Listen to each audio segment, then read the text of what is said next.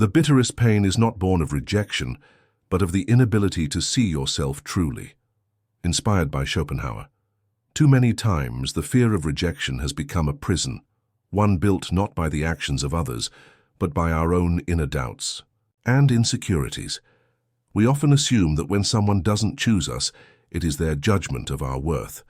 But in reality, as Schopenhauer reminds us, rejection is less about her decision and more about the unresolved parts of ourselves. When you fear rejection, you project your inner emptiness onto every interaction, mistaking uncertainty for a personal slight. In this video, we delve into Schopenhauer's raw, unfiltered diagnosis of men's fear of rejection. You'll discover how this fear distorts your self-image, why it leads you to misinterpret even benign interactions as signs of failure, and most importantly, how to reclaim your emotional sovereignty. Learn to see rejection not as a verdict on your value, but as a mirror reflecting the doubts you harbor within. Subscribe if you're ready to break free from the chains of self-doubt. Like and comment if you're prepared to start owning your worth, independent of others' choices. Rejection feels personal. It feels like a verdict, a confirmation of every fear you've carried in silence. You're not enough. You're not desirable. You're not worthy of being chosen. But Schopenhauer would interrupt that thought with something more brutal and more liberating. Rejection doesn't reveal the truth about you. It reveals the beliefs you already carry. The fear doesn't begin when she says no.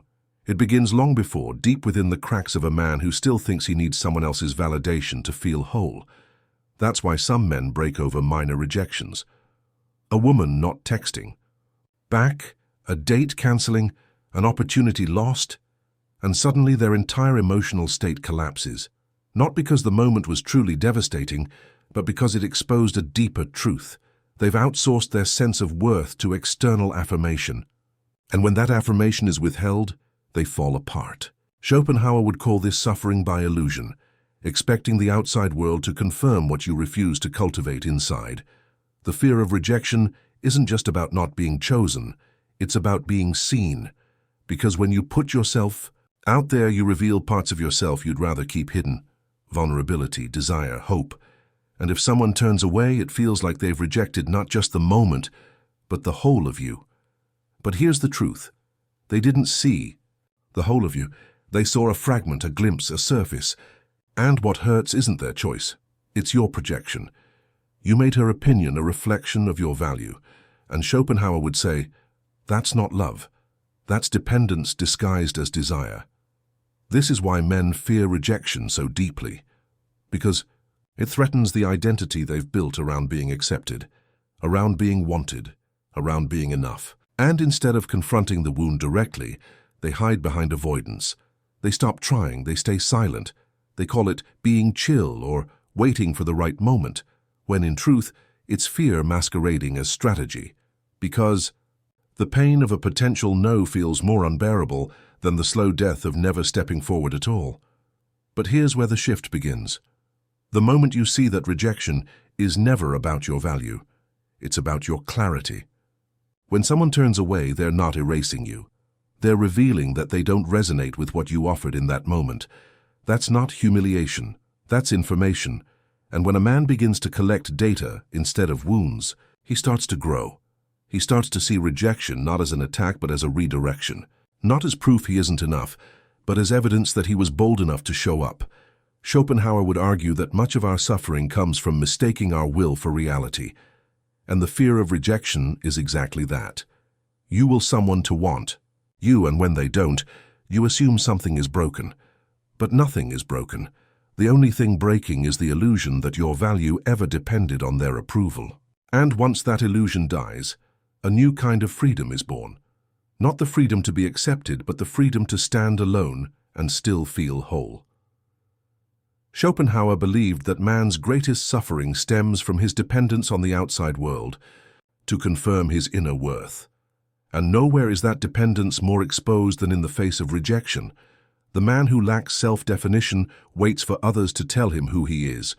So when a woman rejects him, when she doesn't return his interest, his message or his vulnerability, he's not just hurt by her decision. He's shattered because he never built a solid identity in the first place. When you don't know who you are, Every no feels existential. It's not just her passing on a date, it's the collapse of the idea that you're good enough, attractive enough, or desirable at all. And because your sense of identity was constructed through imagined confirmation, rejection becomes annihilation. That's why some men spiral into overthinking after a simple message is ignored. Because it's not the message, it's what it triggers: the void, the insecurity, the hunger to be seen and validated through someone else's eyes. This is where self-rejection begins. Not from her response, but from your interpretation. You assume her silence means you are unworthy. You assume her decision is absolute proof of your insufficiency. But what if her no wasn't about you at all? What if it came from her own fear, her timing, her wounds, or her distractions? Schopenhauer would say, we suffer most when we make someone else's behavior a reflection of our entire being. And that suffering is always optional, but only if we know who we are beneath the reaction. The problem isn't that you got rejected, it's that you didn't have anything solid inside to catch the fall. That's what makes rejection unbearable. The free fall into an identity you never stabilized. And so you scramble.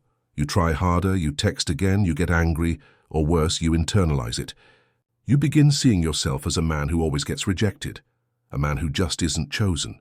You make it a story, and that story becomes your prison. But the man who knows himself doesn't need a yes to validate his path. He can hear no and keep moving. He can feel the sting but not collapse. He doesn't personalize the rejection because he's already done the internal work of choosing himself. And when you choose yourself first, someone else's lack of interest becomes just that, their choice, not your failure. This is the liberation Schopenhauer points toward. Not the elimination of rejection, but the detachment from its emotional grip. When you stop needing everyone to like you, choose you, validate you, you start to walk with a different energy. You're no longer negotiating your worth, you're expressing it. And when rejection comes, and it always will, it doesn't break you. It simply refines your direction. Most men treat rejection like failure, like something to forget, erase, or get revenge on. But Schopenhauer would offer another lens. What if rejection was one of the most honest teachers in your life? What if every time a woman pulls away, it's not a loss, but a revelation? You see, rejection is feedback. It shows you who you're attracted to when you're insecure. It shows you what parts of yourself you abandon in the chase. It shows you the cracks in your foundation, the places where your value is still dependent on external approval. That woman who left you on read, she taught you how much you overthink. The one who ghosted you after a deep conversation, she showed you your tendency to attach quickly. The one who kept you as an option while pretending to care, she revealed how hungry you are for validation. These are not humiliations, they're invitations. Invitations to meet the parts of yourself you usually hide.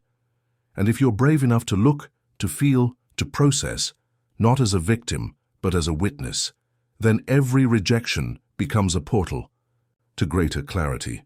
But most men aren't taught to relate to rejection this way. They're taught to either avoid it at all costs or suppress the pain until it leaks out in anger, withdrawal, or resentment. And that avoidance strategy creates emotional paralysis. You stop trying, you stop speaking truth, you stop pursuing what you want, just to avoid the possibility of discomfort. But Schopenhauer warned avoidance is not peace, it's passive suffering. And no man becomes whole by shrinking away from what challenges him. The truth is, the woman who doesn't choose you may be doing you a favor, because without her disinterest, you might never question why you were so desperate to be chosen in the first place. You might never see how quickly you mold yourself to be liked. You might never realize that the love you give is often just a strategy to earn love back. And in that light, her rejection isn't cruelty, it's clarity. Not because she's better than you, but because she triggered what was buried inside you. The emotionally aware man stops asking, "Why didn't she choose me?"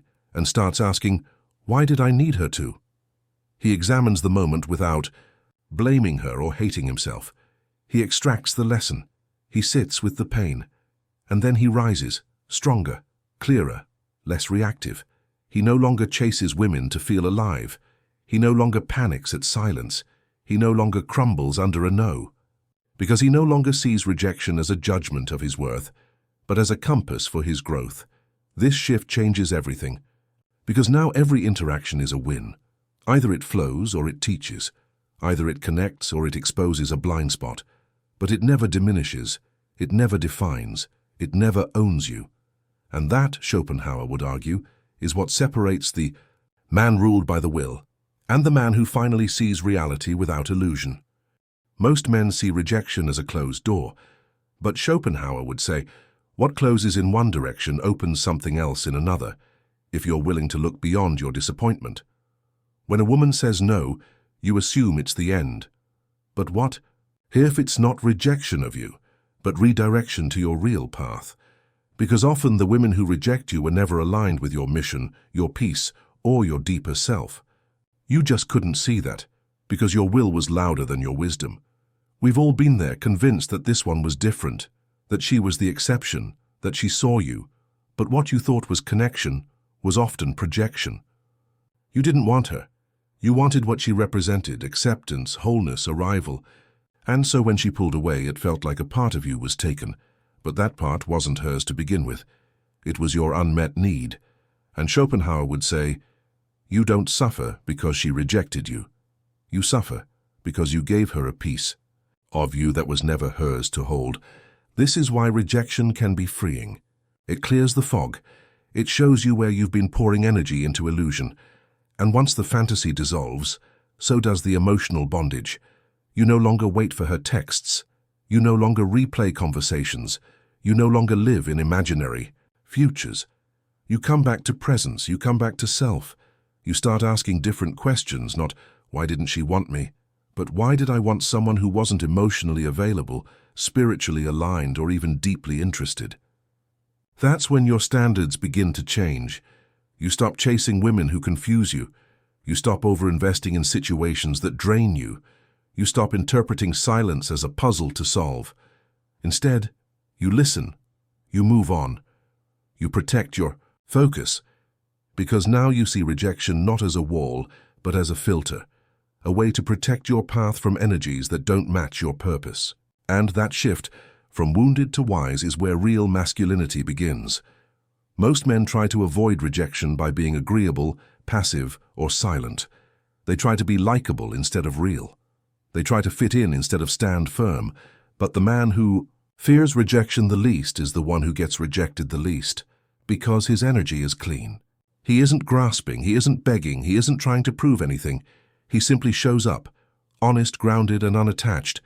And ironically, that presence is magnetic, because it's rare, because it's self-owned, because it doesn't ask for permission to exist. Schopenhauer would say, the man who no longer resists reality is the man who finally walks in it. And in rejection, reality is your friend. It reveals who's not for you. It protects your time, your heart, your energy. And once you accept that, you stop fighting what's not yours and start building what is. There's a moment, quiet but unmistakable, when rejection stops hurting. Not because you've numbed yourself, not because you've become cynical, but because you've grown. You no longer take it personally. You no longer confuse it with loss. You no longer let it trigger your identity. Instead, you feel the moment and let it pass. You observe the pain, but don't become it. You remain rooted. And that moment, Schopenhauer would argue, is when you stop being ruled by the will and start becoming sovereign. The man who no longer fears rejection is dangerous, not because he's reckless, but because he's clear. He speaks his truth without apology. He expresses desire without need. He moves forward without waiting for a green light from someone else's approval. And when someone says no, he doesn't chase, he doesn't beg, he doesn't spiral. He simply nods and keeps moving, because his direction doesn't depend on external acceptance. It's been chosen long before the world had a say. That's what women feel when they meet a man like this. Not arrogance, not coldness, but presence. The presence of someone who values connection but doesn't need it to feel whole, who welcomes closeness but doesn't collapse when it's denied, who can be fully vulnerable without turning someone else's response into a mirror of his worth. And that presence is what makes him unshakable, because no matter who accepts or rejects him, he remains. Rejection stops having power over you the moment you stop bargaining for worth. You stop seeing her decision as a measurement of you. You stop replaying every glance, every message, every word. You stop letting no turn into a wound. Instead, it becomes information, guidance, confirmation that you are no longer for everyone. And that's exactly the point. Because you've moved from trying to be chosen to choosing yourself first. And that man, he's not waiting. He's building. He's not hesitating. He's moving. He's not afraid of losing because he knows what he brings. This is the man who attracts with stillness, who speaks less but says more, who offers presence, not persuasion, and the woman who's ready for depth feels it. She senses it in his eye contact, in his pause before answering, in the way he listens without grasping. And if she walks away, he lets her. Not out of detachment, but out of respect, because he knows. Rejection is never about proving your worth to someone else. It's about remembering you never had to. Schopenhauer would say peace begins when the illusion ends, and when rejection no longer feeds your fear, it frees you. You stop living for someone else's yes. And finally, you begin to live fully in your own.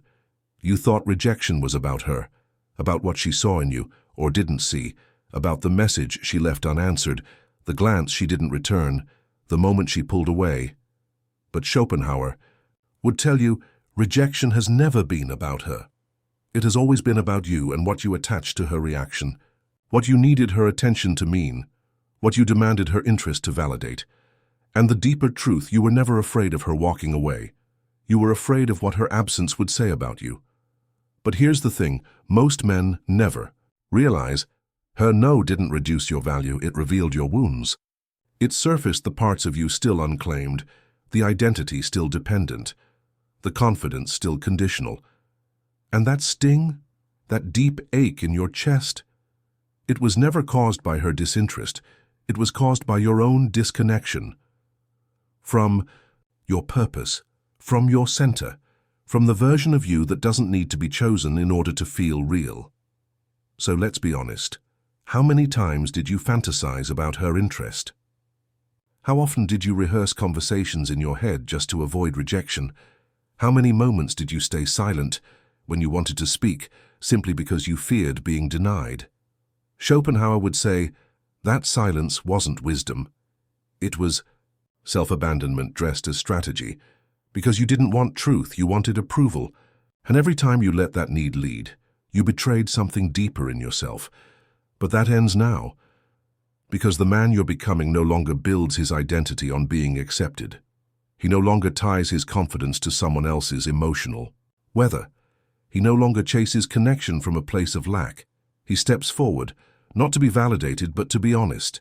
He risks rejection because he knows that his value doesn't change when someone else says no.